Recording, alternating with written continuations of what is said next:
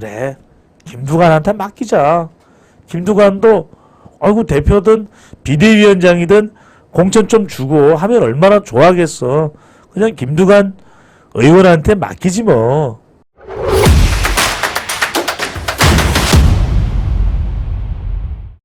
자, 이 장성철 소장이 주장하는 것인데, 자, 먼저 헤드라인 보시죠. 부상하는 이재명 10월 퇴진론, 플랜 B는 김두관. 자, 이런 이야기가 여러분들 왜 나올까요?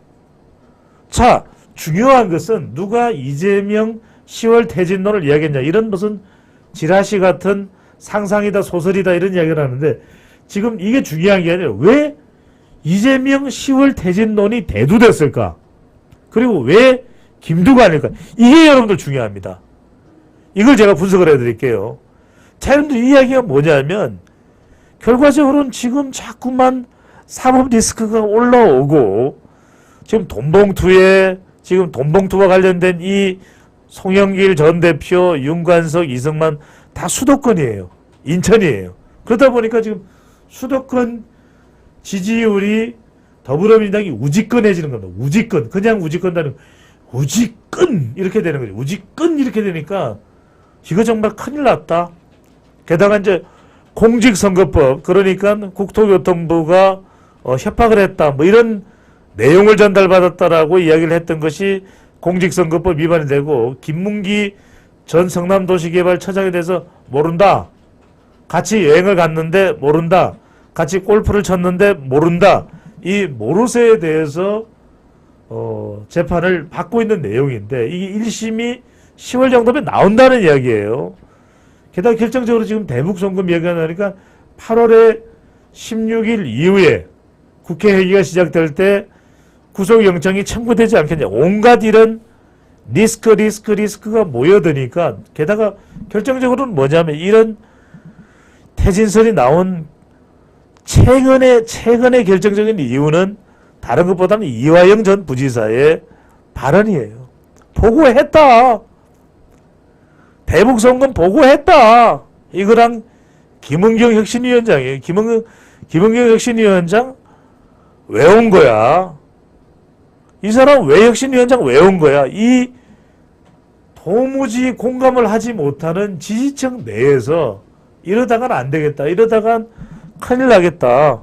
총선 지겠다. 끝장나겠다. 여러분들 공직선거법 위반으로 1심에서 벌금 100만 원 이상의 선고가 내려지면 이재명 대표는 국회의원직을 상실할 뿐만 아니라 5년간 사면이 되지 않는 이상은 피선거권, 그러니까 다음 대선까지 못 나간다는 이야기예요. 이건 민주당으로서는 치명적인 겁니다. 여기서 핵심이 뭐냐? 여러분들 생각할 때는 이재명 퇴진이 되면 당에서는 당연히 이낙연이 있잖아요. 근데 이낙연을 이야기하네. 그 이야기는 뭐냐면, 이걸 분석하자면 친명계에서는 공천을 생각할 때는 이낙연한테 안 준다는 이야기예요. 그리고 당 바깥에서는 이재명 전 대표를 대체할 수 있는 사람이 누구예요? 김동연이에요. 김동연 경기지사인데 김동연 경기지사한테도 그런 영향력을 안 주겠다는 거예요. 그러니까 만만하고 오히려 영향력을 행사할 수 있는 누구야? DK. 김두관이라는 겁니다. 그래서 김두관 대행설이 나오는 거예요. 친명에서는 공천이나 이런 것들을 지고 있어야 되는데, 자칫 물러났을 때 이낙연 쪽에 줄 수는 없는 거고, 비명해 줄 수는 없는 거고, 그리고 새로 떠오른 사실상 이재명 대표를 제외하고는 가장 확장성이 있는 사람은 김동연인데, 김동연한테 줬다가는 큰일 날 것 같고, 그러면 뭐냐? 그래, 아예 뭐 전국적인 지지율도 없고, 그러니까 차기 대권 주자 조사를 내보면 지지율이 안 나와요. 그래, 김두관한테 맡기자.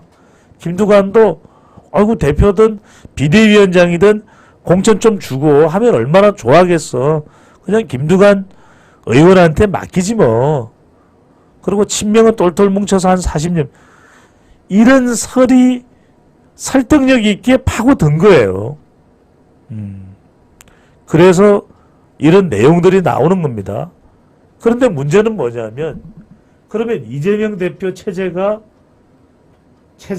물러나면 그러면 더불어민주당 지지율이 괜찮을까? 더불어민주당의 경쟁력이 괜찮을까? 어림도 없는 이야기예요.